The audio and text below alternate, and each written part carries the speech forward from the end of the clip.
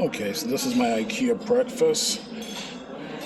You can see I got bacon, sausage, hash browns, carrot cake, water, and crepes. All for only $8.20. And a yogurt. All for only $8.20. It's my first time ever eating at Ikea. I'm sure it's going to be good.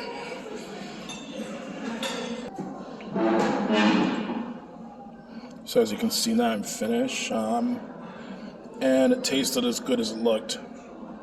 So all of this breakfast for only $8.20 including tax. And it tasted good. So this is the Ikea restaurant.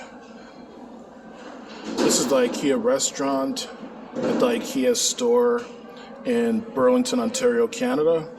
And by the way, I just did a video of the Ikea store in Burlington, Ontario, Canada. It's over 20 minutes long, shows me walking around the entire store, what IKEA carries and all that kind of stuff. Check it out. It's a good video.